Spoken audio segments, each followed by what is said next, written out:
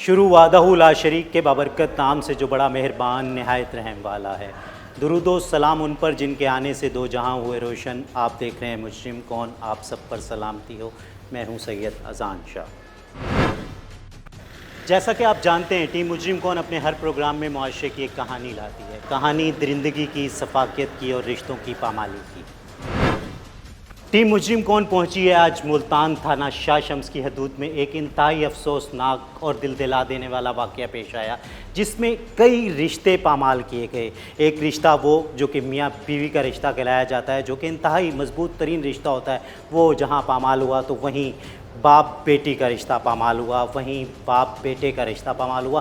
بات صرف یہیں تک نہیں رکی، یہاں بات ہو رہی ہے یہاں ایک قتل کی، اور وہ قتل بھی ایک پیر صاحب جو کہ ایک ایسی شخصیت تھے جو کہ فیض بانٹتے تھے، جو لوگوں کے لیے آسانیاں پیدا کرتے تھے۔ آخر ان کا اتنا دردناک قتل کیوں کر دیا گیا، اور قتل کرنے والے بھی وہ خونی رشتے جن کی بنیاد پر انسان اپنی زندگی جیتا ہے۔ آخر سارا معاملہ کیا تھا، واقعہ کیا تھا، جاننے کے لیے دیکھتے رہیے مجرم کون۔ جی تو ناظرین، سید اظہار بخاری قتل کیس کی اگر بات کی جائے تو اکثر میں اپنے پروگرام میں بات کرتا ہوں کہ رشتوں کی پامالی کی، تو یہاں اگر اسپیسیفک اس کیس کی بات کروں تو یہاں یہ جو شخصیت تھی، یہ ایک بزرگ شخصیت تھی جن کے ایک مریدین کی ایک بہت بڑی تعداد تھی۔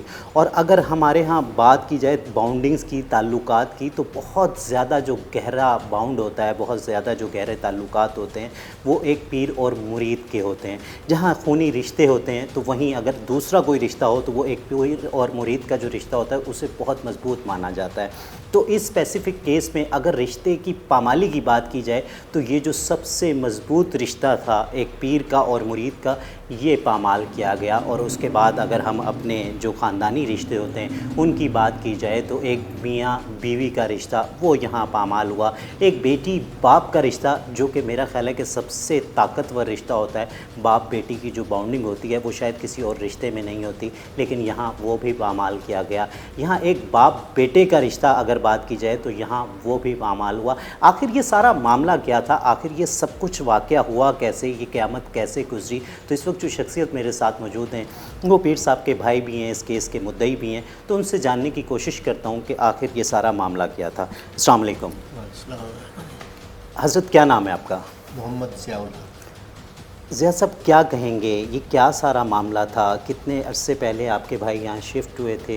کتنے عرصے پہلے ان کی شادی ہوئی تھی؟ میں چاہوں گا کہ آپ سارے معاملات تفصیل سے بتائیں تاکہ مجھے اور میرے ناظرین کو، اور اسپیشلی ان اداروں کو جنہوں نے انصاف فراہم کرنا ہوتا ہے، ان کو آسانی ہو۔ بسم اللہ الرحمن الرحیم۔ تقریباً 20 سال پہلے اظہار کی یہاں ڈیوٹی لگی، ان کے پیر صاحب نے لگائی کہ آپ ملتان میں جائیں اور وہاں خود بھی اللہ کریں اور اللہ کا نام روشن کریں، لوگوں کے دلوں میں یہ اللہ کا نام روشن کریں۔ 20 سال سے یہاں مقیم تھے۔ اچھا، میں پوچھوں گا کہ جو ان کی شادی تھی، مطلب کتنے عرصے پہلے شادی ہوئی تھی، کتنا ایک پرانا تعلق تھا؟ یہ تقریباً 2004 کے آخر میں، دسمبر 2004 میں اس کی شادی ہوئی تھی۔ تو وہ مجھے اس لیے یاد ہے کہ میں نے اپنا کمرہ اس کو دیا تھا اور میں دوسری جگہ منتقل ہوا تھا۔ تو 2004 کے دسمبر میں غالباً اس کی شادی ہوئی۔ آپ کے چھوٹے بھائی تھے؟ میرے چھوٹے بھائی جی، صحیح۔ تقریباً مجھ سے 12-13 سال چھوٹے۔ اچھا، جی جی، مطلب ایک جوان آدمی تھے ابھی اگر دیکھا جائے۔ بالکل۔ وہ اصل میں ایک تو یہ ہے کہ وہ ایک دلیر آدمی تھا، اور دوسرے وہ کسی کا برا نہیں چاہتا تھا، اور اس کے ذہن میں یہی تھا میں کسی کا برا نہیں چاہتا، انشاءاللہ میرے ساتھ برا نہیں ہوگا۔ پیر تو لفظ ہی وہ ہے جو کہ صرف فلاح بانٹے، بالکل یہ ایسی بات، جو کہ لوگوں کی تکلیفیں خود لے لے اور ان کو صرف فلاح بانٹے۔ بالکل یہی بات ہے، بالکل۔ اگر ہم اس کو آسان ڈیفینیشن اس میں جائیں تو میرا خیال ہے یہی بنتی ہے۔ تو وہ کیسے کسی کا برا چاہ سکتا ہے جو کہ لوگوں کی صرف اور صرف پریشانیاں سنتا ہے اور ان کے لیے آسانیوں کے لیے دعا کرتا ہے؟ تو پیر تو وہ ہوتا ہے۔ تو وہ تو شخص ہی یہاں سے فلاح بانٹنے آیا تھا۔ تو یہ سارا معاملہ کیا ہوا جہاں 21-22 سال کا ایک تعلق تھا، اور جو شادی شدہ تعلق ہوتا ہے وہ مطلب بہت بڑے تعلقوں میں سے ایک تعلقات میں سے ایک تعلق بنتا ہے، جہاں ماں بیٹے کا رشتہ ہے، مطلب بہن بھائیوں کا رشتہ ہے، اسی طرح سے ایک بہت بڑا رشتہ ہے، ایک میاں بیوی کا رشتہ ہے۔ تو کہاں سے معاملات خراب ہونے شروع ہوئے؟ اس طرح کہ ان کی رہائش یہاں تھی، وہ اکثر ایسی باتیں ڈسکلوز نہیں کیا کرتے۔ صحیح۔ تھوڑی بہت کوئی بات ہوئی تو ایسی کوئی ہمارے ذہن میں یا ہماری اس میں نہیں تھی، ٹھیک ہے۔ لیکن پچھلے سال کچھ ایسے مسائل پیدا ہوئے تو اس نے مجھے اعتماد میں لیا، تو میرا خیال تھا کہ اب اس کو چھوڑ دیا جائے، لیکن اس نے کہا میرے بچے ہیں، چھوٹے ہیں، اور چھوٹا بیٹا ماں کے لیے بڑی چاہت رکھتا ہے، اس کے لیے پھر اس نے دوبارہ رجوع کیا۔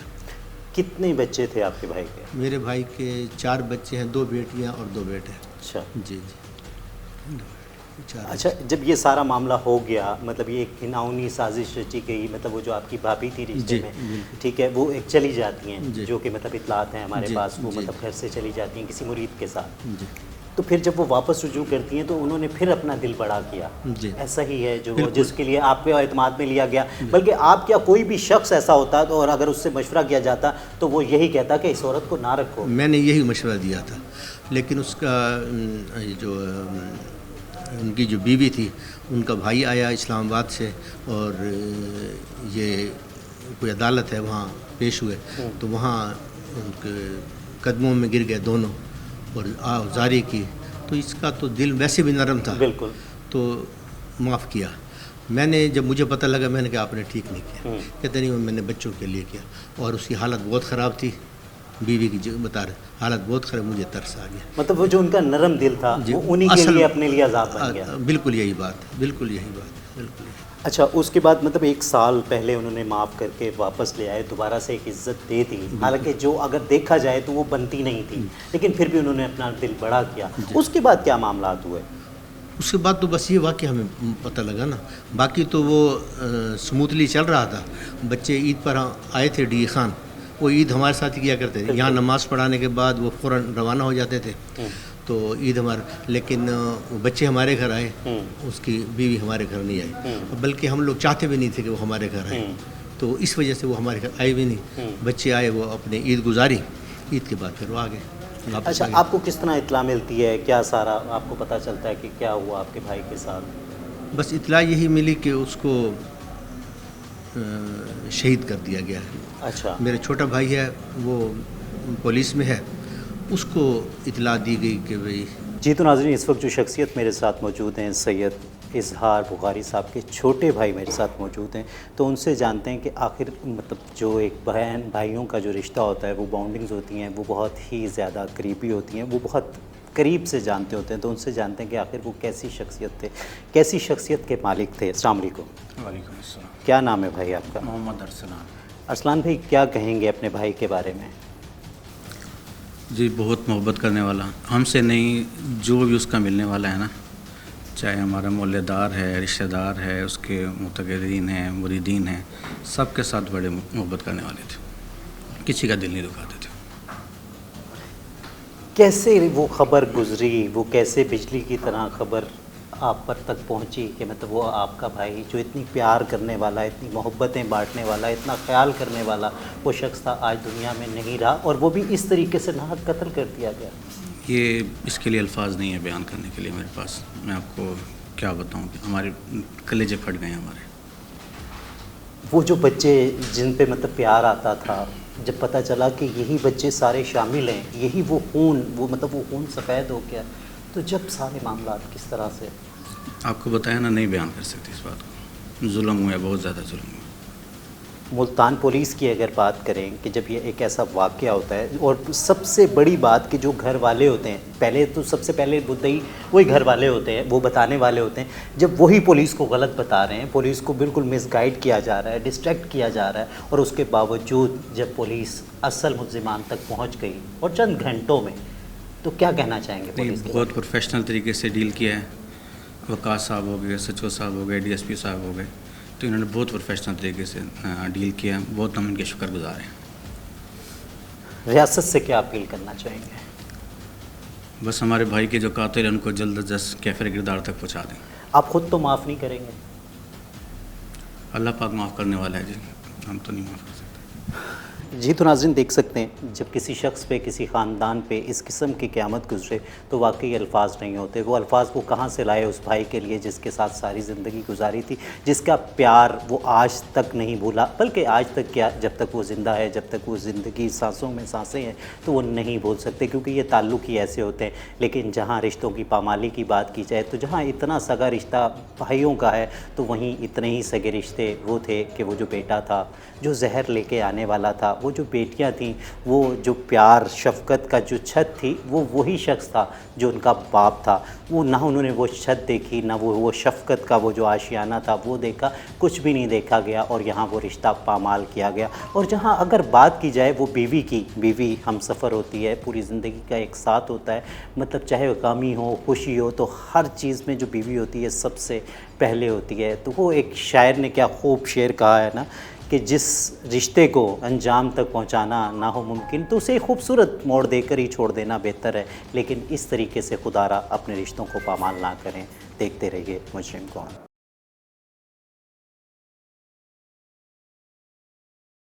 جی تو ناظرین, سید اظہار بخاری قتل کیس کی اگر بات کی جائے تو وہ شخصیت جو تھی وہ ایک فلاح بانٹنے والا شخص تھا, لوگوں کے لیے آسانیاں پیدا کرنے والا شخص تھا.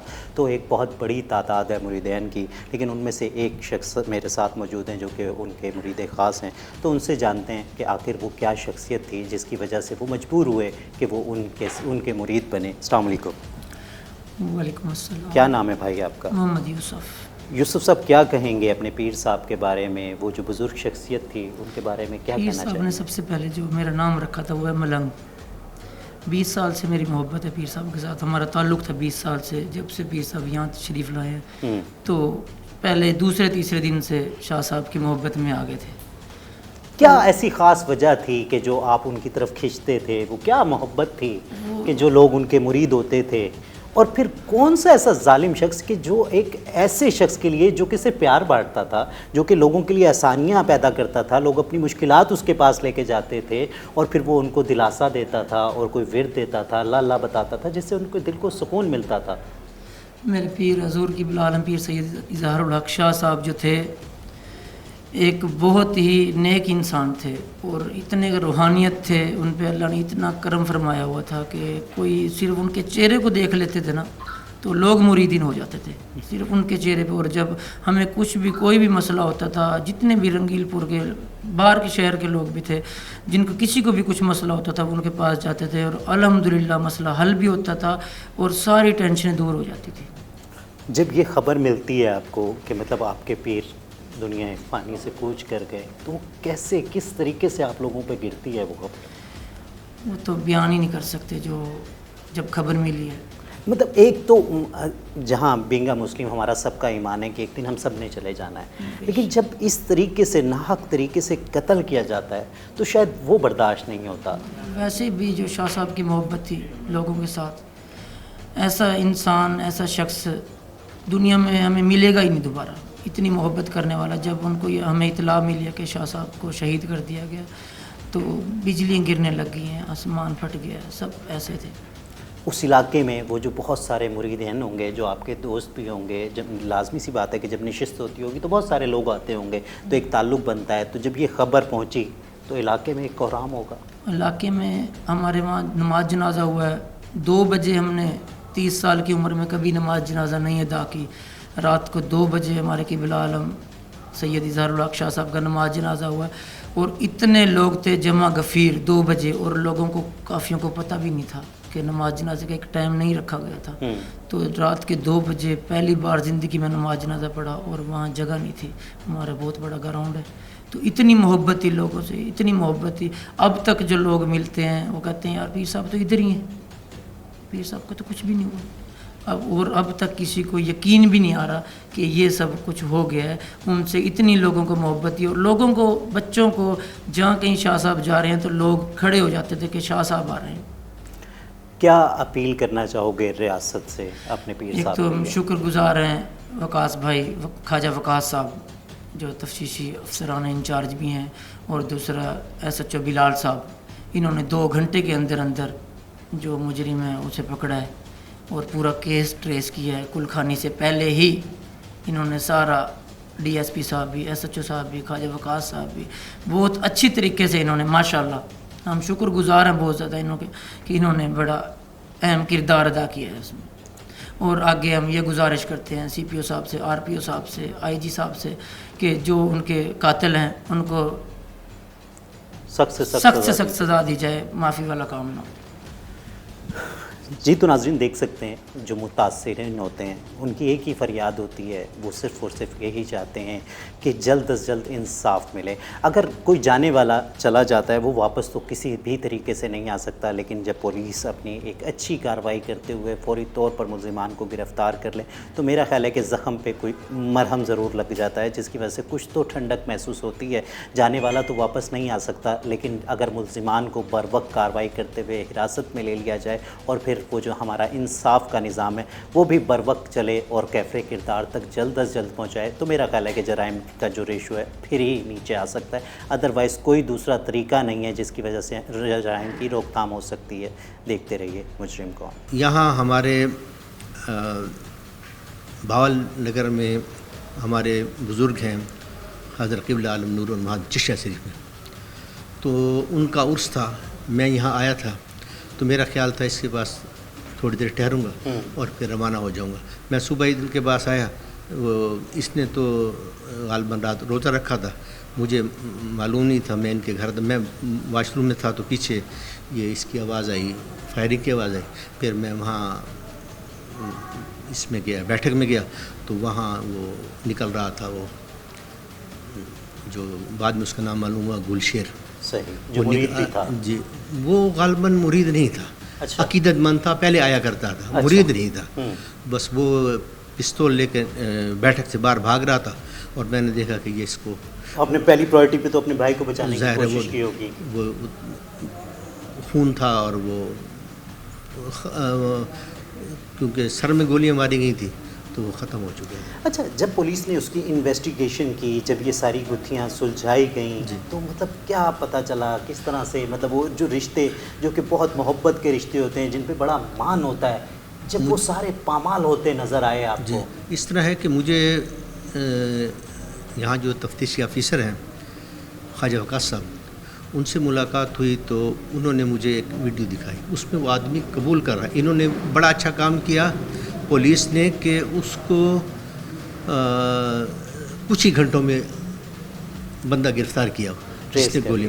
حالانکہ اس وقت جو آپ کی فیملی کا موقف تھا وہ تو بالکل ہی الگ تھا۔ ہم تو یہ سمجھ رہے تھے وہ مار کے چلا گیا، وہ کوئی اس کی اپنی ذاتی رنجش ہوگی، ہماری ہوگی یا کوئی ڈکیتی کے لیے آیا تھا، کچھ بھی ایسا۔ لیکن خواجہ صاحب نے مجھے وہ جو ویڈیو دکھائی اس آدمی میں حیران رہ گیا کہ یہ معاملہ۔ پھر بعد میں جب ہم یہاں جنازہ ہوا، پھر ڈی خان ہم لے کر گئے، وہاں دفن کیا، پھر مجھے ایس ایچ او صاحب کا فون آیا کہ آپ ان لوگوں کو لے کر یہاں آ جائیں، تو کوئی اسٹیٹمنٹ کی ریگارڈ کریں گے، تو آپ ان کو سب کو لے کر آئیں۔ ہم پھر رات کو ادھر سے یہاں آئے۔ اچھا، اس وقت آپ فیملی کو ساتھ لے گئے تھے؟ مطلب ان کی بیوی کو بھی، بچوں کو بھی، سب کو لے کے، کیونکہ وہاں ہم نے دفن کرنا تھا، اگلے دن ہم نے کل کرنے تھے تو بچوں کو ہم لے جانا تھا۔ اچھا، ہم وہاں بچوں کو وہاں سے پھر بچوں کو لے کر ادھر آئے تو یہاں ان کے مریدین نے یہاں بھی کل کا انتظام کیا تھا، ہم نے وہ اس میں شرکت کی۔ اس کے بعد تقریباً سحپیر یا اس کے بعد مغرب کے وقت یا بلکہ عصر سے پہلے تفتیشی آفیسر اور دوسرے پولیس آفیسر تھے، انہوں نے ہمارے سامنے ان کی کچھ اسٹیٹمنٹ ریکارڈ کی۔ بعد میں یہ ادھر آ گئے، تھانے آ گئے، ان کو بلا لیا تو عشاء کے وقت اطلاع ملی کہ وہ تو سارے کے سارے گھر کے سے نکل آیا مسئلہ۔ تو وہ کتنا بڑا شاکنگ وہ تھا، اتنا تھا۔ مجھے، میں پہلے بھی یہاں بات کر چکا ہوں اب آپس میں دوستوں میں کہ وہ بیٹا زہر لے کر آیا۔ میں اپنی بات کر، میرا بیٹا علی، میں نے ان کو بتایا ہے کہ جمعے کے دن میں نماز پڑھنے کے لیے گیا، میں نے جوتے اتار کر وہ مسجد میں سیڑھیاں تھیں اوپر رکھ دی، جمعہ کی نماز ادا کی، وہاں سے باہر نکلا، جب نماز پڑھ کے باہر نکلے تو علی نے، اس نے اپنی جوتیاں نیچے رکھی تھیں، میری اوپر تھیں، وہ میری جوتیاں گرم تھیں، اس نے اپنی جوتیاں میرے آگے رکھی، میری والی اس نے پہ، مطلب ہے وہ بیٹا اب میری گرم جوتیاں میرے پاؤں میں نہیں ڈالنا چاہتا تھا۔ اور یہاں جب مجھے پتہ لگا کہ بیٹا باپ کے لیے زہر لے کر آیا، میں کھڑا نہیں ہو سکتا تھا، بیٹی نے دیا، اور پھر پتہ لگا کہ بیوی نے سارا سپروائز کیا سارے معاملے کو، بیٹی نے سالن میں دیا، بیوی نے آٹے میں دیا، اور وہ کیا کہتے ہیں جو ان کی سالی تھی اس نے لسی میں دیا۔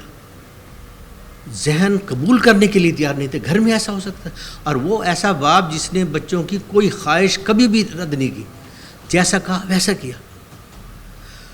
نہیں سمجھ آ رہا تھا کہ کیا ہو گیا ہے, یہ کیا ہو رہا ہے اور یہ کیا ہو گیا ہے. بس خون سفید ہو گئے.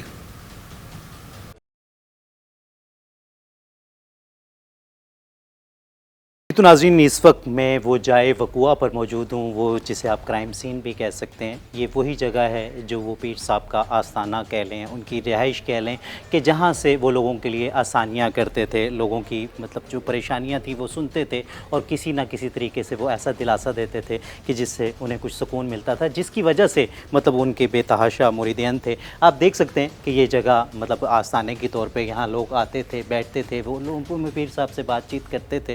اور وہ میں اسپیشلی اس جگہ پہ آپ کو لے کے جاتا ہوں جہاں وہ پیر صاحب کا وہ قتل کیا گیا, جہاں ان کو وہ ناحق مارا گیا.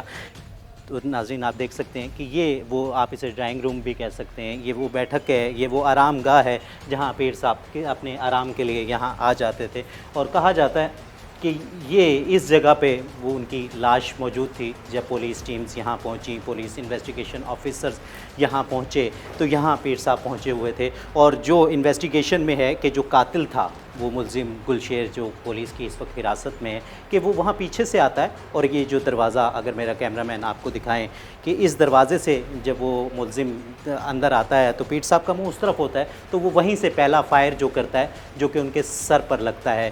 تو پھر اس کے بعد جو اہل خانہ ہوتی ہیں جو کہ اس سارے معاملے میں انوالو تھیں وہ آتی ہیں, تو وہ دیکھتی ہیں کہ یہ کہنا مطلب ایک اذیت ناک کرب ناک ہے کہ ایک بیٹی وہ چیک کرتی ہے اپنے باپ کو اور اس کے بعد بتاتی ہے کہ ابھی سانسیں چل رہی ہیں, ایک اور گولی ماری جائے. تو پھر وہ جو قاتل ہوتا ہے وہ وہاں کھڑے ہو کر اور پیر صاحب کی دوسری گولی سر میں مارتی ہے, تو جس کی وجہ سے ان کی موت ہو جاتی ہے. یہ آپ دیکھ سکتے ہیں کہ ان کا بستر تھا. اور یہ سارا معاملہ جاننے کے لیے جو اس کیس کے انویسٹیگیشن آفیسر ہیں انہی سے بات کرتے ہیں, انہی سے جانتے ہیں کہ آخر سارا معاملہ کیا تھا. جی تو ناظرین اس وقت جو شخصیت میرے ساتھ موجود ہیں, میرا خیال ہے کہ اس کیس کی سب سے اہم جو شخصیتیں وہی ہیں اس کیس کے انویسٹیگیشن آفیسر وقاص, خواجہ وقاص صاحب میرے ساتھ موجود ہیں. تو انہی سے جانتے ہیں آخر سارا معاملہ کیا تھا, کس طریقے سے پولیس کو اطلاع ملتی ہے اور پولیس کس طرح سے اس کو مطلب رسپونڈ کرتی ہے اس پر. السلام علیکم. وعلیکم السلام. بھائی صاحب کیا کہیں گے کہ جب اطلاع ملتی ہے اور مطلب ایک ہائی پروفائل کیس اس کو کہا جا سکتا ہے کیونکہ جس ایریے میں رنگیل پور میں یہ مطلب ایک شخصیت تھے وہ ان کا مقام ایک تیر کا تھا, بہت سارے ایک مریدین کی ایک تعداد تھی, تو جب اطلاع ملتی ہے تو کس طریقے سے سب سے پہلا رسپونڈ کیا ہوتا ہے, کہ ذہن میں کیا آتا ہے, کیا ہوا ہوگا, کیسے ہوا ہوگا, پھر جب یہاں آتے ہیں تو وقوع کیا بتاتا ہے؟ السلام علیکم جی. سب سے پہلے تو آپ کا شکریہ. اور دوسرا یہ ایک ہائی لائٹڈ کیس تھا, اس میں پیر صاحب کے تقریباً کوئی 20,000 سے بھی زیادہ شہر کے اندر مریدین تھے جی. وہ بالکل ہی اس میں جو ہے وہ ایک دم اضطراب کی کیفیت میں سے سارے کہ جی پیر صاحب جو ایک بے ضرر سے آدمی تھے, ان کے ساتھ یہ کیسے ہو گیا, کون کر گیا, کس طرح کر دیا. تو یہ سارے سوال تھے جن کے ہمیں جوابات چاہیے تھے. کرائم سین کا جب ہم پہنچے 15 کی کال پہ, یہاں پہنچتے ہیں تو ہمیں جو ہے وہ مدعی ملتے ہیں جو بتاتے ہیں کہ جی ان کے بھائی کو ایک گلشیر نامی شخص جو ہے اس نے جو ہے وہ قتل کیا ہے, اس کے ساتھ 2 نامعلوم شخص تھے اور وہ وہاں سے فرار ہو گیا. کرائم سین پہ جب ہم پہنچتے ہیں تو بہت ساری چیزیں نا کرائم سین سے ہی کلیئر ہو جاتی ہیں کہ ہمیں اس وقت ہی شک ہو گیا کہ جب قتل ہوا ہے اس کے بعد اس کی جو فیملی ہے ان کے تاثرات جو ہے جس طرح ہوتے ہیں عام روٹین میں اس طرح کے نہیں تھے. ان کی بچیاں ریلیکس تھیں, ان کی جو ہے بیٹے وہ بھی ریلیکس تھے, ٹک ٹاک استعمال کر رہے تھے, فون استعمال کر رہے تھے. اس طرح کے کافی سارے شواہد تھے جو ہمیں جو ہے وہ اس شک میں ڈال رہے تھے. لیکن پھر جو ہے وہ مدعی ہمارے ساتھ حاضر آتا ہے کہ جی ہمیں جو ہے وہ ان پہ کبھی شک ہے اور جو ہے وہ انہوں نے جو ہے مل کے جو ہے ساری پلاننگ میں شامل تھے. ہم نے اس پہلو کو جب تفتیش کی تو اس کے بعد یہ ساری چیزیں سامنے آئیں کہ جی ان کے جو قتل میں پیر صاحب کے پوری فیملی ہی انوالو پائی گئی.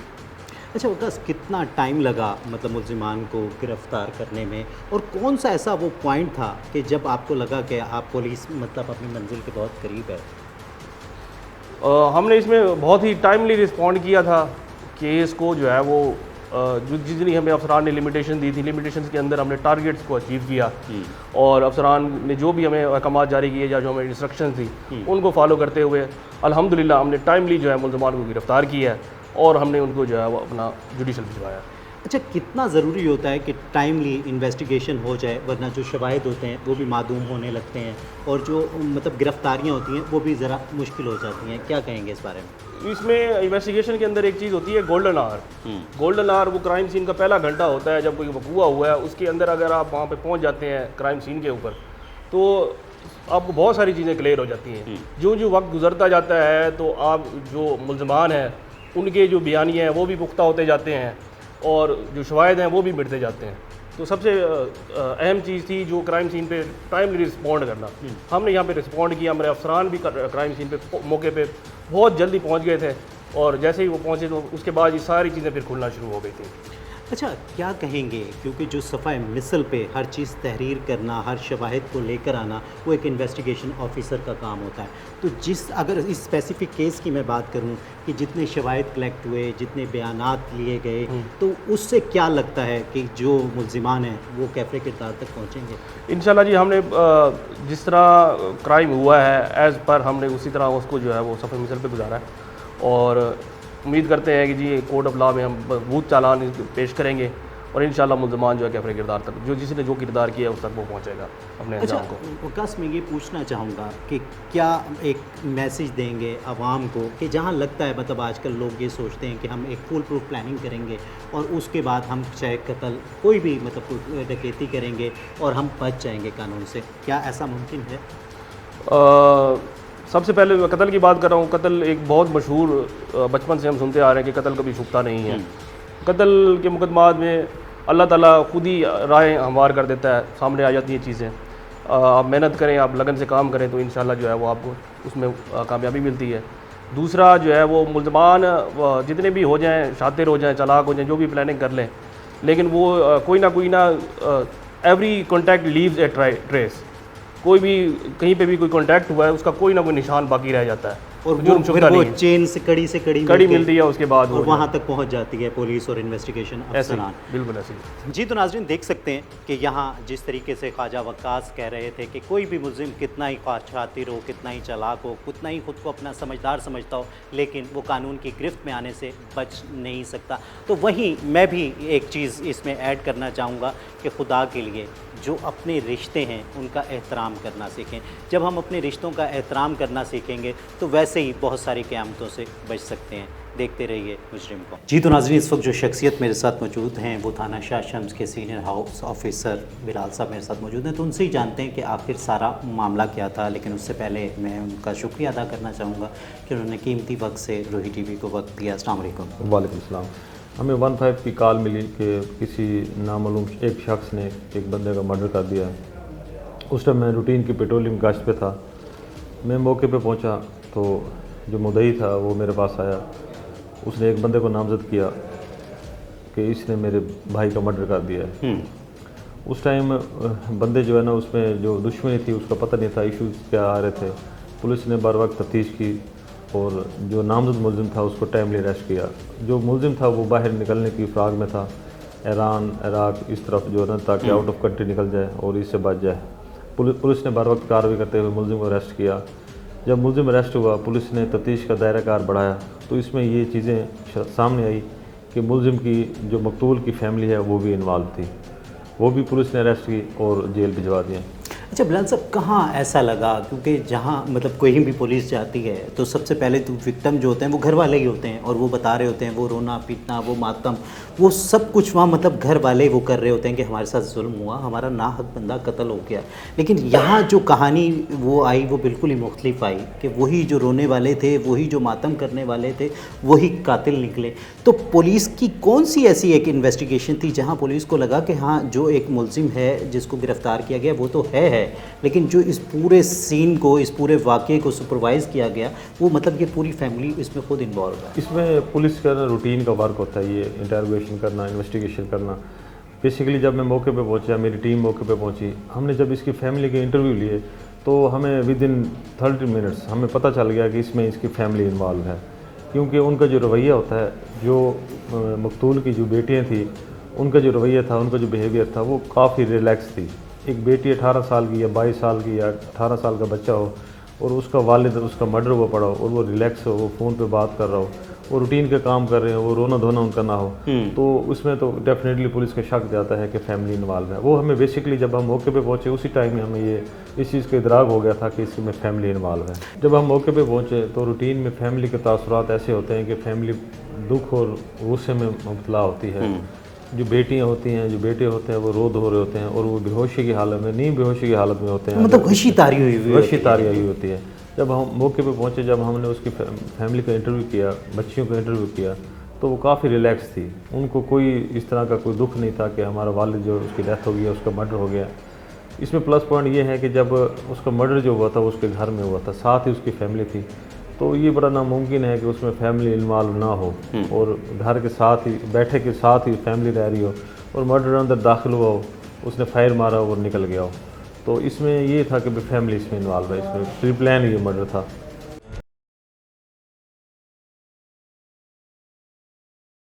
क्या लगता है कि मतलब इस तरीके से, जिस तरीके से ये मामलात जब सामने आए, क्या कोई इंसान अब रिश्तों पर एतमाद कर सकता है?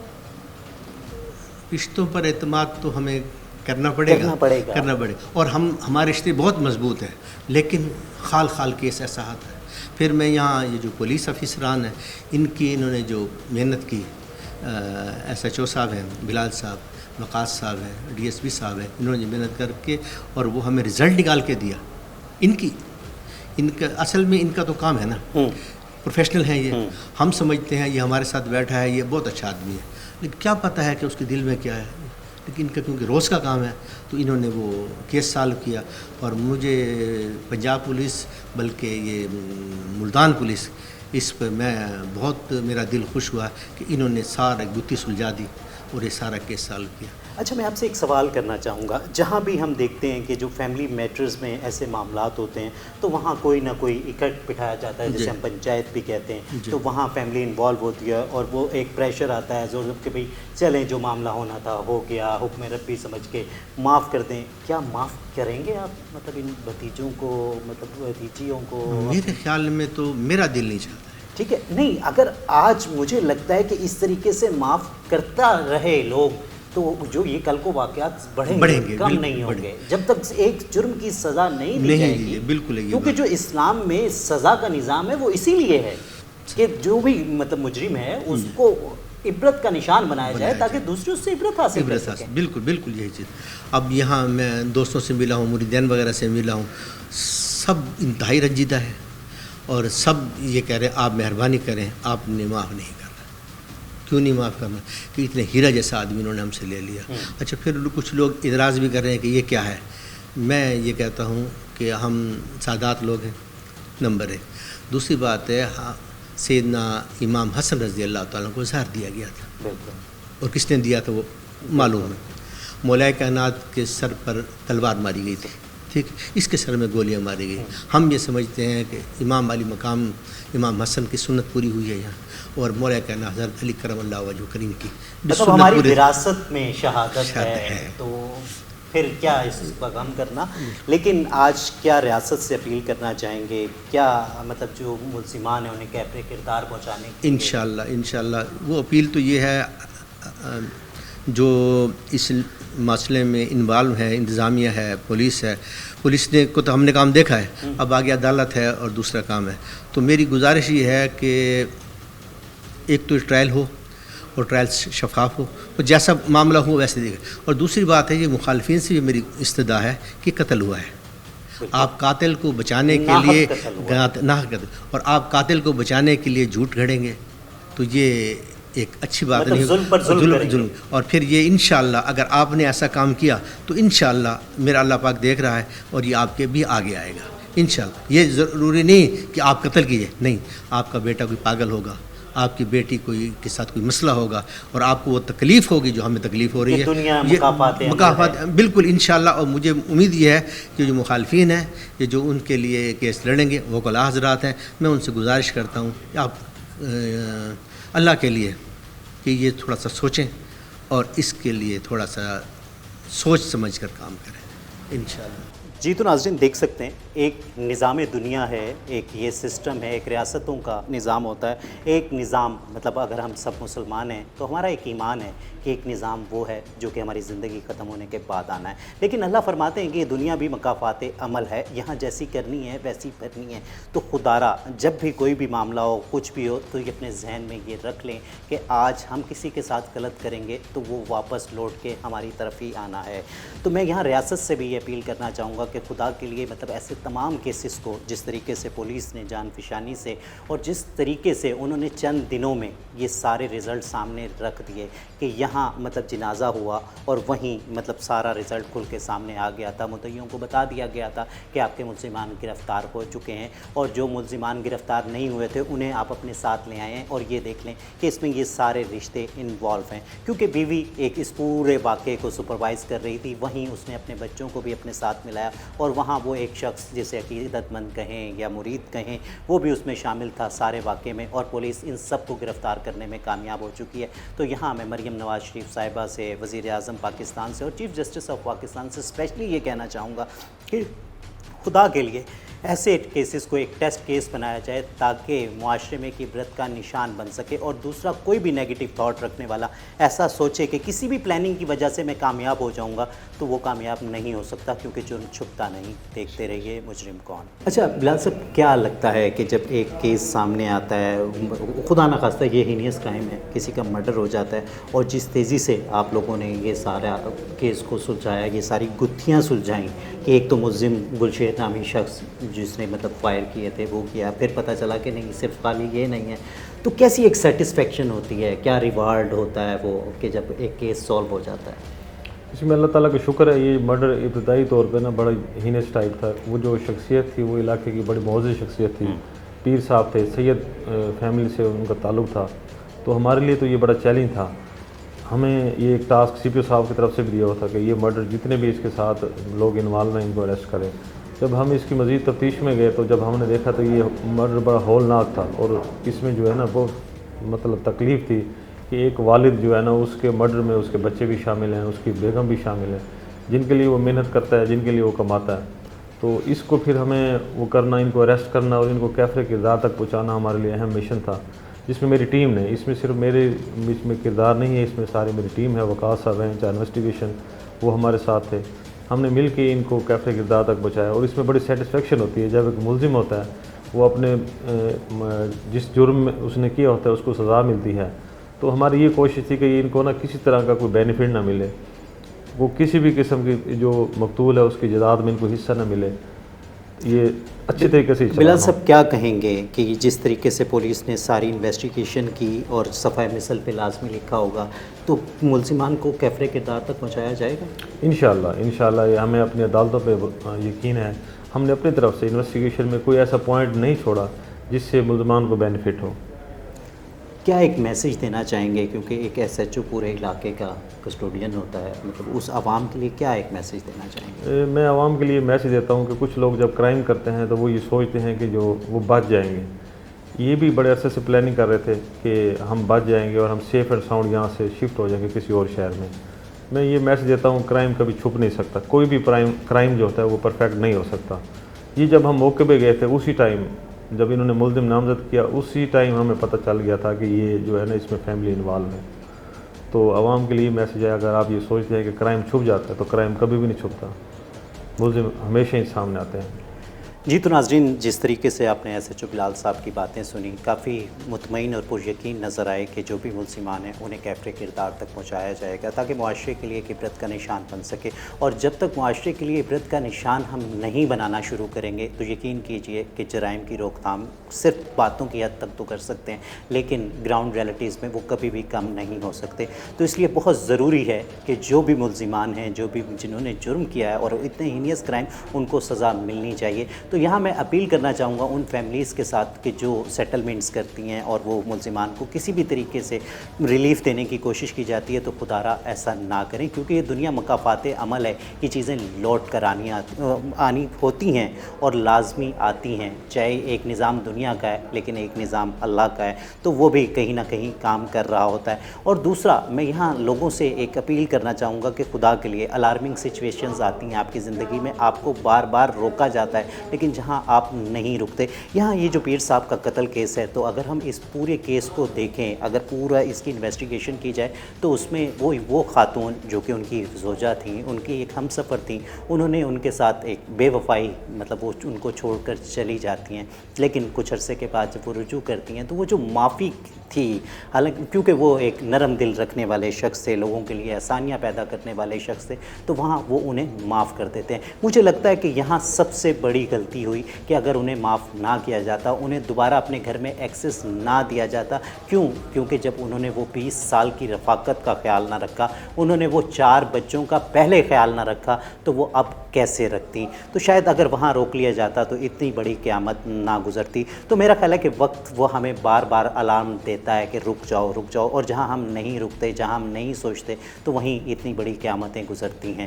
اس دعا کے ساتھ, یا رب العالمین, یا رحیم, یا کریم, یا ارحم الراحمین, اس ارض مقدس کو, اس پاک سرزمین کو امن کا, خوشیوں کا گہوارہ بنا دے. اپنے میزبان سید اذان شاہ کو اجازت دیجیے. اپنا اور اپنوں کا خیال رکھیے. اللہ نگہبان.